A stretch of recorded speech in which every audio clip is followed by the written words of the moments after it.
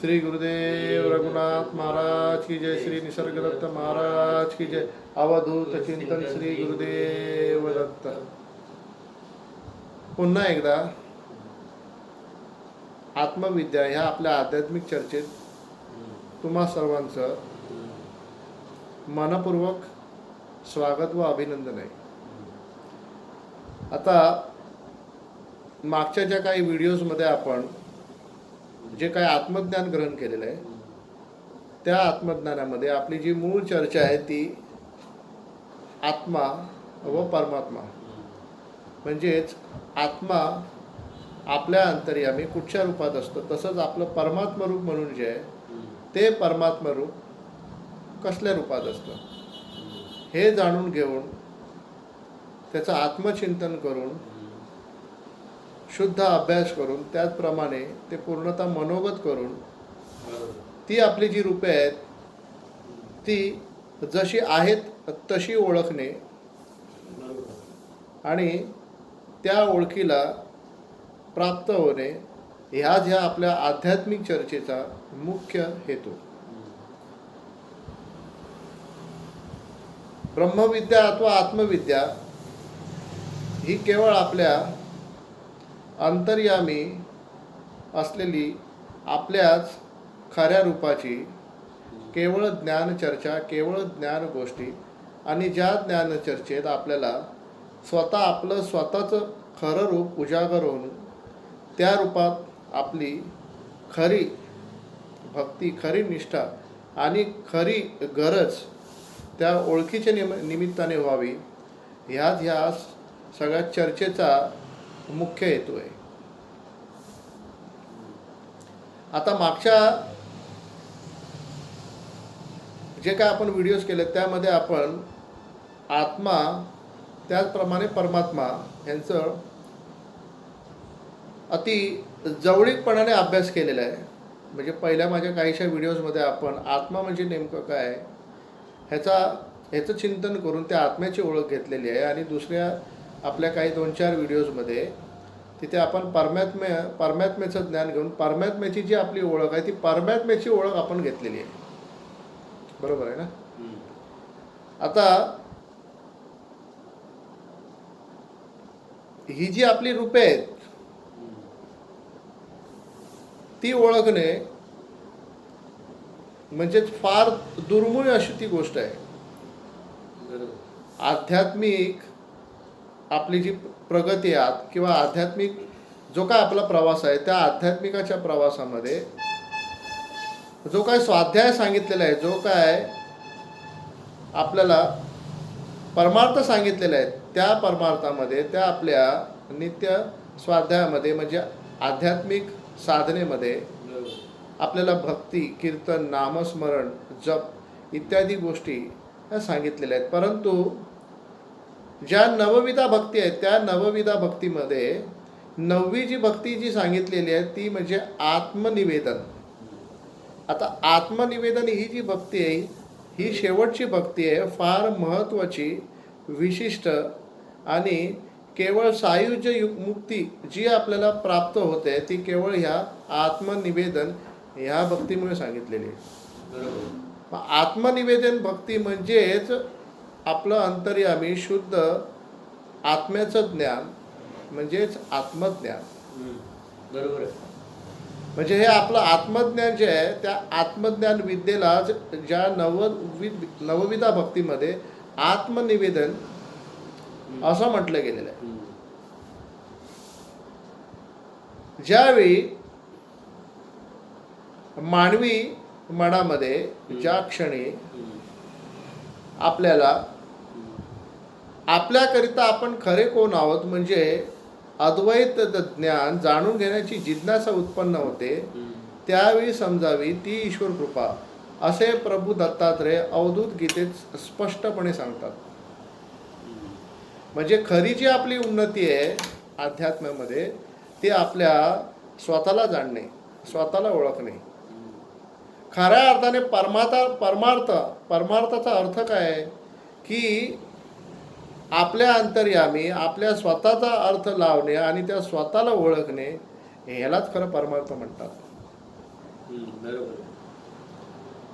ज्यावेळी पाप आणि पुण्य समान असते त्याच वेळी हा दुर्लभ असा मनुष्य देह जन्माला येतो. बरोबर आहे. आणि ह्या मनुष्य देहात आत्मनिवेदन ही भक्ती ज्याच्या अंगी प्रबळ झालेली आहे, ज्याद्वारे तो स्वतः जाणून घेण्याचा जो प्रयत्न करतोय, ती आत्मभक्ती सर्वोपरी आणि सर्वात श्रेष्ठ अशी समजली गेलेली आहे. बरोबर आहे. आता आपलं ध्यान आहे, पूजन आहे, भजन आहे, नामकीर्तन आहे, ह्या सगळ्या गोष्टी आपल्याला असाव्याच लागतात. परंतु मुख्यतः आत्मनिवेदन म्हणजे आपल्या स्वतःच्या निज रूपाची अथवा स्वस्वरूपाचं ज्ञान आणि त्या ज्ञानामुळे झालेली आपली खरी ओळख. बरोबर. आपण जे आपल्याला अहंकार म्हणून जे ग्रहात धरून चाललेलो आहे, म्हणजे आपल्याला काय वाटतं आपण अहंकार आहोत, परंतु अहंकार जे आहे ते अहंकार आपलं मिथ्या कल्पना रूपी असं रूप आहे ते. आणि हे मिथ्या कल्पना रूपी जे आपलं रूप आहे ते आपण नसून आपण केवळ साक्षी चैतन्य असं स्वरूप ह्या रूपात ह्या देहात उपस्थित असतो. बरोबर. आत्मा म्हणजे केवळ आपण असलेलं शुद्ध ज्ञान, आणि हे ज्ञान पूर्णतः निराकार अशा रूपात असतं. बरोबर. आता इथे भ्रम काय उत्पन्न होतं, आपण असलेलं ज्ञान. पण आपण असलेलं ज्ञान हे तुम्ही आपण देहाच्या ओळखीने घेताय, म्हणजे आपण म्हणता क्षणी आपल्याला तिथे आपण अहंकार आहोत ही धारणा ही कल्पना घेता तुम्ही आणि त्यावरून तो अभ्यास करता. परंतु आपण असलेलं ज्ञान, ज्या ज्ञानाला म्हटलेलं आहे ते आपण असलेलं ज्ञान पूर्णतः शुद्ध ज्ञान आणि देहाविरहित असं ज्ञान आहे. बरोबर. म्हणजे आपल्याला आपण आहोत असं जे ज्ञान होतं ते ज्ञान ज्या ज्ञानामुळे होत आहे ते ज्ञान सर्वश्रेष्ठ आहे.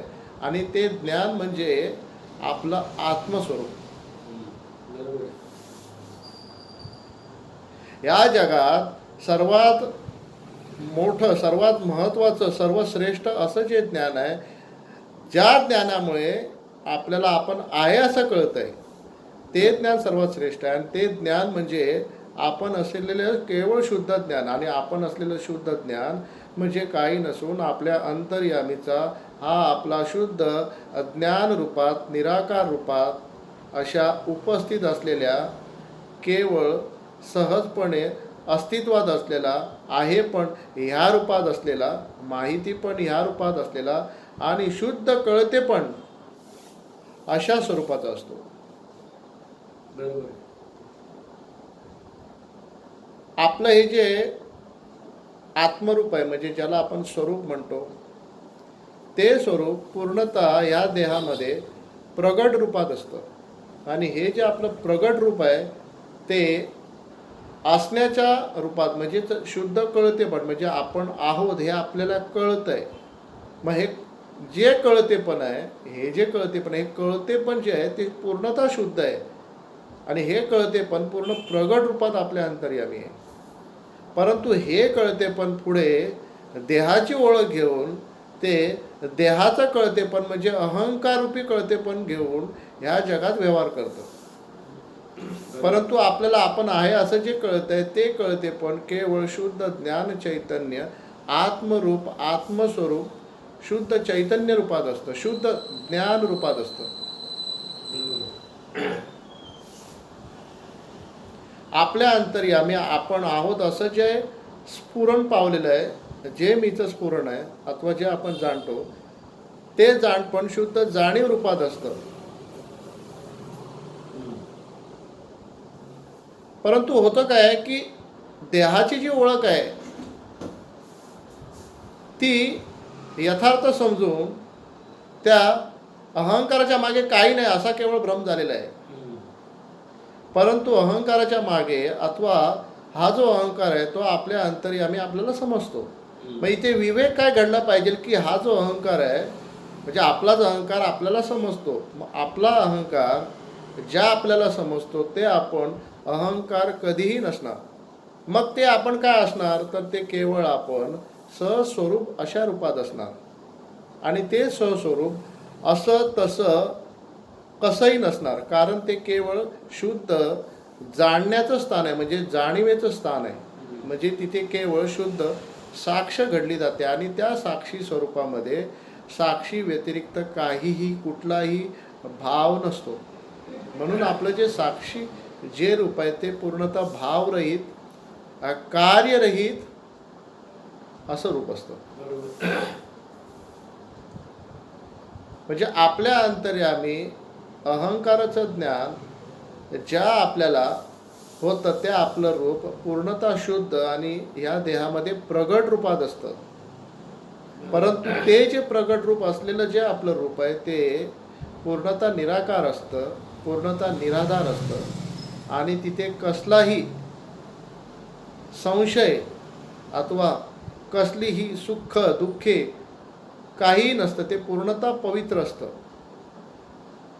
आपण आहोत हे आपल्याला सरळ सरळ उमगणारं जे आपल्याला ज्ञान आहे ते आपल्या अंतर्यामी केवळ शुद्ध चैतन्य ह्या रूपात असतं. परंतु अहंकार कसा आहे की हा अहंकाराला जसं काय सगळं जाणतो त्याप्रमाणे ह्या स्वरूपाचं सुद्धा ज्ञान घेण्याची इच्छा होते. परंतु हा जो आपला अहंकार रूप आहे त्या अहंकार रूपाला ह्या शुद्ध ज्ञानाचं म्हणजे आपल्या आत्म्याचं ज्ञान कधीही होऊ शकत नाही. कारण आपलं अहंकार जे रूप आहे ते केवळ शुद्ध मिथ्यारूपी कल्पनेमध्ये ह्या स्वरूपामध्ये उगम पावलेलं आहे. बरोबर. आता भगवद्गीतेमध्ये भगवान श्रीकृष्णाने काय बोध सांगितलेलं आहे की प्रत्येक प्राणी मात्राच्या अंतर्यामी मी चैतन्य अशा रूपात सदैव वास करून असतो. आता भगवंतानी सांगितल्याप्रमाणे ते जर चैतन्य आपल्या अंतर्यामी नेहमी वास करतं आणि हे पूर्ण भगवंतानी सांगितल्याप्रमाणे ते पूर्णतः सत्य असणार आणि खरं असणार, मग ते जे अंतर्यामी असलेलं भगवंताचं रूप जे चैतन्य आहे मग त्या चैतन्याचं ज्ञान आपल्याला का बरं होत नाही, हा विवेक कधी कोणी केलाच नाही आहे. तर भगवंतानी सांगितल्याप्रमाणे तो जो आपल्या अंतर्यामी चैतन्य रूपात आहे ह्याचं ज्ञान आपल्याला का होत नाही आहे, तर त्याचं कारण असं आहे की आपण जे आपल्याला घेतलेलं आहे ते आपण अहंकार रूप आहे. अहंकार रूप म्हणजे ते अहंकार रूपी चैतन्य आणि हे जे अहंकार जे रूप आपलं जे आपलं आहे त्या आपल्या अहंकार रूपाला ह्या चैतन्याचं ज्ञान कदापि होऊ शकत नाही. कारण ते आपलं अहंकार रूप केवळ मिथ्या कल्पना रूपात असतं. परंतु आपण आपल्या अंतर्यामी जे हे भगवंताचं शुद्ध चैतन्य जे ज्ञान रूप असतं ह्या चैतन्य ज्ञान रूपालाच ह्या अहंकाराचं ज्ञान असतं. हा विवेक तिथे घडला पाहिजे. याचा अर्थ आपल्या अंतर्यामी आपल्या हृदयात जो भगवान चैतन्य रूपात वास करून आहे तो चैतन्य रूपात वास करत असलेला भगवान आणि आपलं स्वतःचं जे आत्मिक स्वतःचं जे चैतन्य आहे ते चैतन्य त्या भगवंताच्या चैतन्य वेगळं नसून ते केवळ शुद्ध एकच चैतन्य मात्र आहे. आणि ह्या चैतन्यावरून आपल्याला आपलं जे अहंकार रूपी जे चैतन्य आहे त्याचं ज्ञान होतं, मिथ्यारूपी जे चैतन्य आहे त्याचं ज्ञान होतं. म्हणून ह्याचा भावार्थ असा की आपल्या अंतर्यामी जे आपलं शुद्ध चैतन्य आहे त्या शुद्ध चैतन्यालाच या अहंकाररूपी चैतन्याचं ज्ञान होतं, ह्या अहंकाररूपी मिथ्या कल्पनेचं ज्ञान होतं आहे. कारण ते पूर्णतः मिथ्या आहे आणि अहंकार जे रूप आहे त्या अहंकार रूप मिथ्या आणि काल्पनिक असल्यामुळे त्याला आपलं म्हणजे त्याला स्वरूपाचं ज्ञान कधी होणार नाही. बरोबर आहे ना. बरोबर. म्हणजे भगवंतानी सांगितलेल्या त्या श्रद्धेवर विश्वास ठेवून स्वतः आपण भगवान आणि आपण स्वतः केवळ चैतन्य असे आहोत ह्याचं ज्ञान आणि ह्याची ओळख होणे फार महत्त्व आहे. बरोबर. आपण अहंकाराने देवाला ओळखू शकत नाही, परंतु अहंकार हा देवात जाणला जातो आणि त्या जाणल्यावरून म्हणजेच अहंकाराचं ज्ञान त्या आपल्या अंतर्यामी आत्म्याला होतं म्हणजे त्या देवाला होतो आणि तो देव आपल्या वेगळा कोणी नसणार. इथे भगवंताचं चैतन्य आणि आपलं चैतन्य हे वेगळं नसून एक शुद्ध केवळ सभौतिक सार्वजनिक असं शुद्ध चैतन्य आहे. आणि ते शुद्ध चैतन्य म्हणजे काही नसून आपला शुद्ध आत्मा, पवित्र आत्मा. आणि तो पवित्र आत्मा केवळ साक्षी ह्या रूपातच असतो. बरोबर.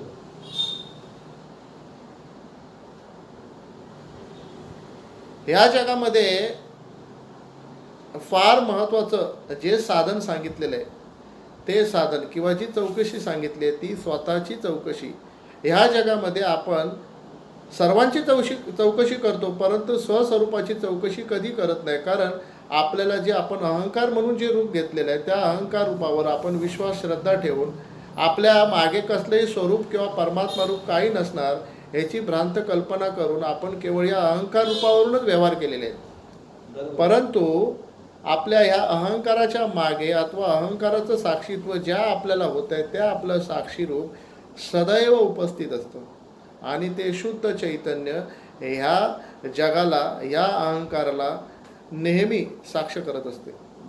आणि ही जी साक्ष घडत असते ती तिथे पूर्णतः सार्वजनिक असते आणि ती व्यक्तिरहित अशी साक्ष असते.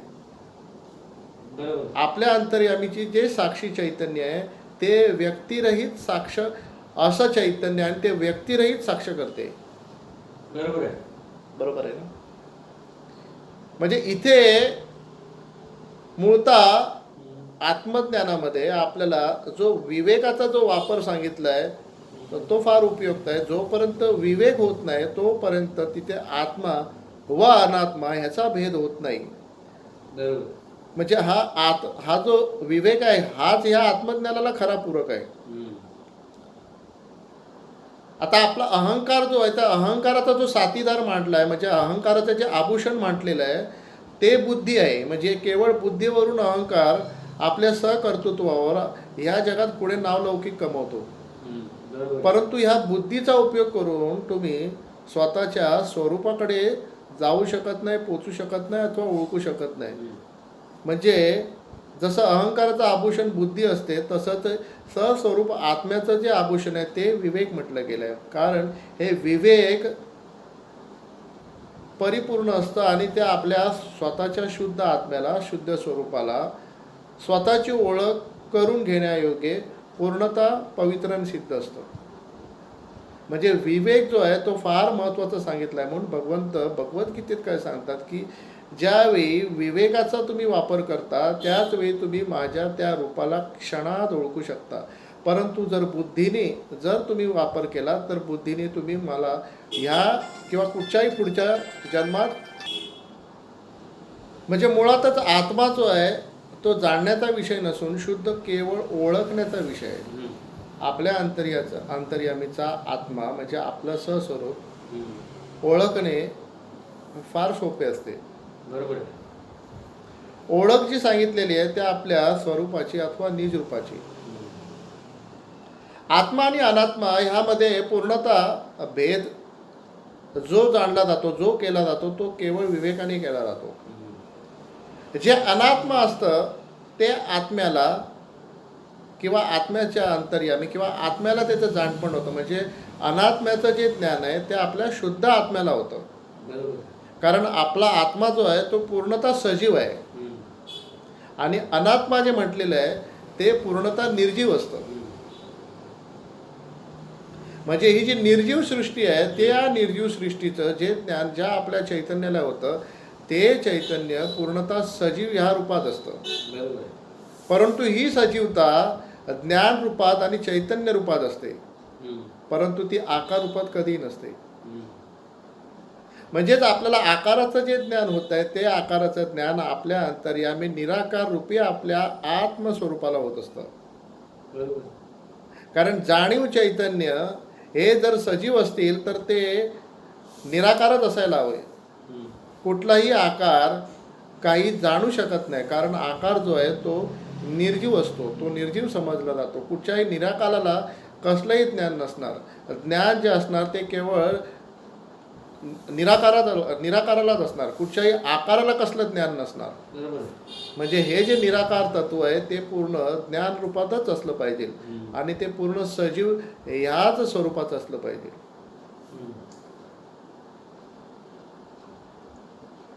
मुख्यतः आत्मा म्हणजे आपण, हम्म. परंतु देह नाही आपण. हम्म. परंतु आपण आपल्याला देह म्हणून जी कल्पना करतोय हा. त्या केवळ कल्पनेमुळे आपण स्वतःच्या स्वरूपाला ओळखत नाही. मग ही जी आत्मज्ञानाची जी किल्ली आहे त्या आत्मज्ञानाच्या किल्लीत आपण स्वतःला कसे ओळखावे हा विवेक केला जातो. बरोबर. म्हणजे आपण जे आत्मा आहोत, जसं भगवंतांनी सांगितल्याप्रमाणे आपण आत्मा जे आहोत त्या आपल्या आत्म्याला अहंकाराचं ज्ञान होत असतं. हम्म. अहंकाराला आपलं ज्ञान कधीही होणार नाही. बरोबर.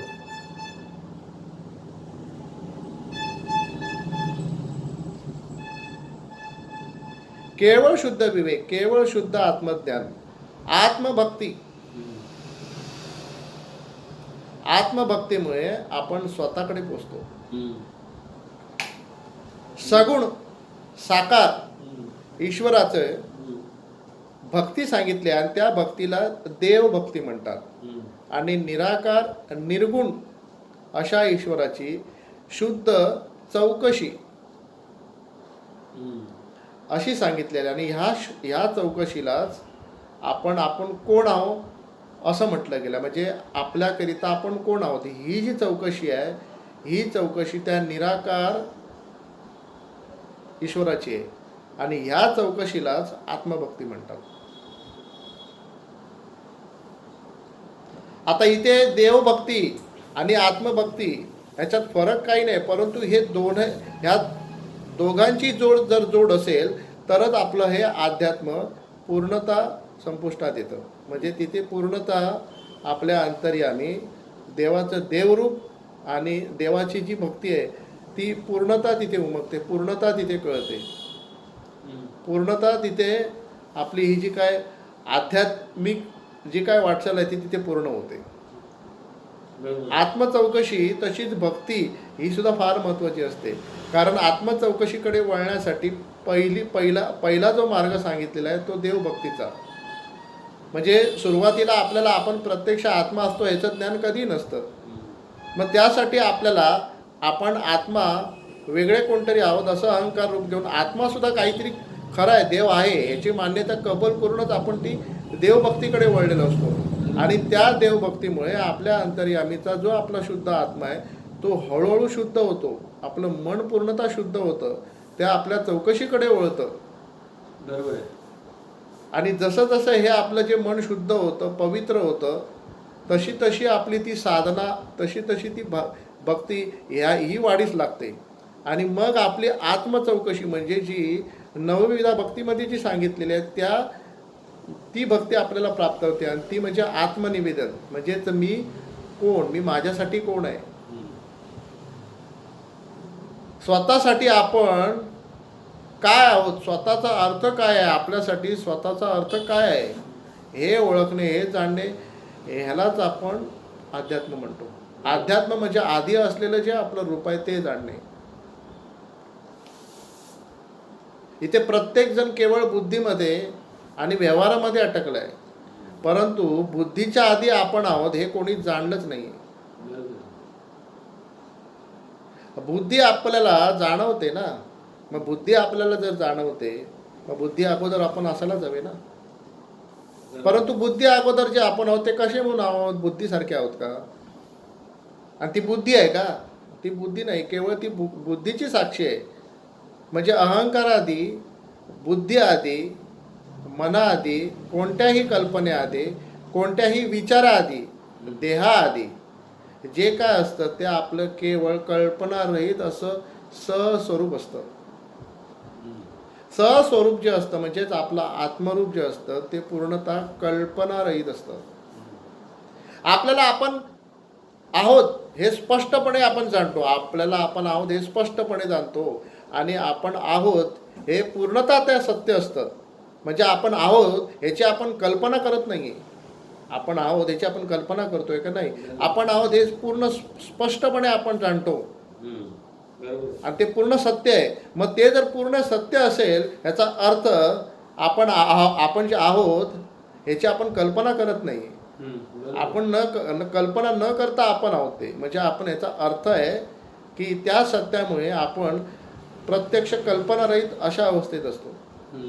म्हणजे आपण आहोत हे आपण कल्पना करत नाही आहे, पूर्ण अनिवार्य सत्य आहे ते. बरोबर आहे. म्हणजे ते कल्पनारहितच असणार. आणि ह्या कल्पनारहित आपलेल्या स्वरूपातून अहंकार रूपी कल्पना केवळ देहाच्या कल्पनेने उत्पन्न होते. बरोबर आहे.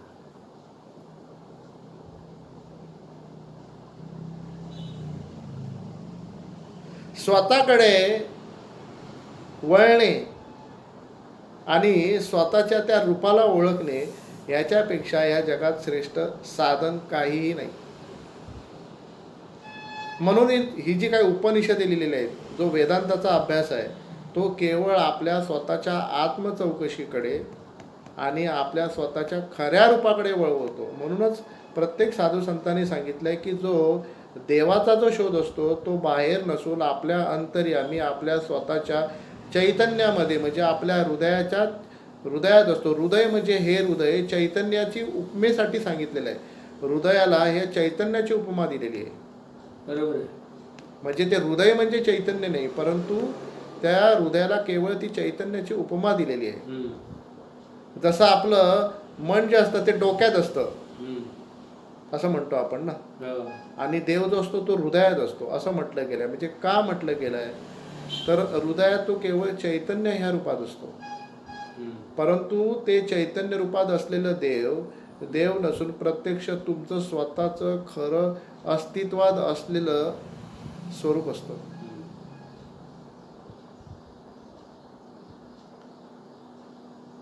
केवळ आणि केवळ आत्मविद्येमध्ये, केवळ आत्मचिंतनामुळे आपल्याला स्वतःच्या त्या स्वरूपाची जशी आहे तशी त्या रूपाची ओळख होते.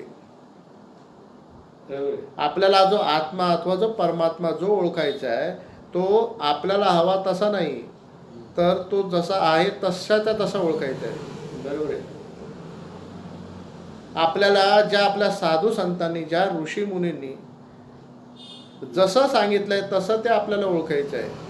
आपल्याला हवं तसं नाही. हम्म. ईश्वर अथवा परमेश्वर आहे तसे, जसे आहेत तसे आहेत ते. हे जे पूर्णता जे जगत आहे, हम्म. हे जगत आपल्या त्या चैतन्याच्या भासामध्ये, आपल्या त्या केवळ चैतन्यामध्ये भासत आहे. बरोबर. ही जी जग माया आहे ही केवळ आपल्या चैतन्यातून उत्पन्न झाली आहे. चैतन्यात भासते आणि चैतन्यातच सामावून जाते. हम्म. बरोबर आहे. इथे आपल्याला जे आपण भासतोय ते भासत असलेले आपण नसून ज्याला भासतोय ते आपण असणार. आता इथे विवेकाची जी प्रथम किल्ली आहे, ती प्रथम किल्ली काय आहे की आपल्याला स्वतः आपण आहोत असं भासतंय. हम्म. मग आपल्याला आपण स्वतः आहोत असं भासतंय, त्यापैकी भासत असलेले आपण कोण असणार आणि ज्याला भासत असलेले आपण ते आपण कोण, ह्याचा विवेक व्हायला हवा. बरोबर ना? याची ओळख होईल. हा, म्हणजे ह्याचा अर्थ कसा आहे की आता आपल्याला आपण आहे असं भासतं, म्हणजे आहोत असं भासतं. म्हणजे ह्याचा बोध काय की आपण जे देहरूप म्हणून आपले तर हे अहंकार रूप आहे, ते अहंकार रूप आपल्याला भासत आहे. बरोबर. ही देहाची ओळख आपल्याला भासते, म्हणजे आपलं अहंकार रूप आपल्याला भासत आहे. हम्म. परंतु ते कुठल्या आपल्याला भासत आहे, तर आपलं हे जे स्वरूप शुद्ध चैतन्य रूप आहे त्या रूपाला भासता येते. बरोबर. म्हणजे आपला जो अनुभव आहे की आपल्याला आपण आहो असं भासतं, ते आपल्या त्या चैतन्य रूपाला भासतोय. पण चैतन्य जे आहे ते चैतन्य या अहंकाराची साक्ष करते. ह्याचं ज्ञान पूर्ण झालं व्हायला हवं. हम्म. त्या अहंकाराला चैतन्याचं ज्ञान होत नाही, कधी होणार नाही. Very good. बरोबर आहे. चैतन्याचं काम आहे साक्षी करणे, हम्म. अहंकाराचं नव्हे. अहंकार सुद्धा साक्ष करतोय, अहंकार सुद्धा जगाची साक्ष करतोय, पण त्या अहंकाराच्या साक्षीमध्ये आवड निवड अशी आहे. आवडीने आणि निवडीने साक्ष करतो. परंतु ह्या आवडीने निवडीने जी अहंकाराने केलेली साक्ष आहे ती ज्या अंतर्यामी आपल्याला समजतं, तिथे आवड निवड काही नाही. ती शुद्ध आवडी निवडी विरहित अशी साक्ष आहे. तिथे ती भावरहित व्यक्तिरहित अशी साक्ष आहे ती.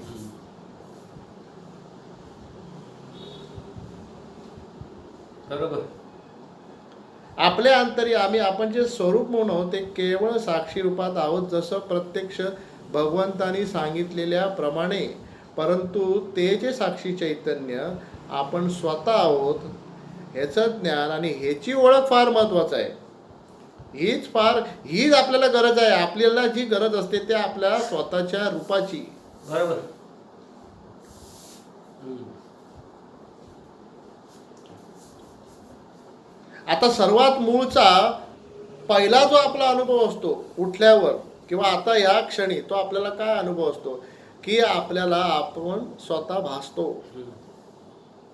आपल्याला आपण स्वतः. भासतो. हा विवेक जर तुम्ही यथार्थरित्या आत्मज्ञानाच्या चौकशीत जर केला तर तिथे तुमच्यासाठी तुम्ही खरे काय आहात हे तुम्हाला क्षणात सुद्धा ओळखण्याची, क्षणाचा सुद्धा तिथे विलंब होणार नाही.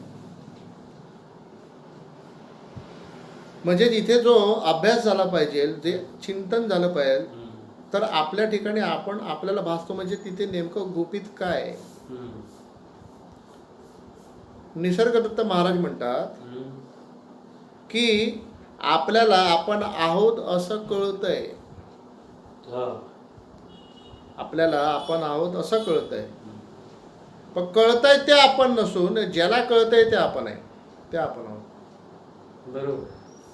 आपल्याला आपण आहोत असं कळतंय, परंतु कळतंय ते आपण नसून ज्याला कळतंय ते आपण आहोत. आपल्याला आपण आहोत असं जाणवतंय, हम्म.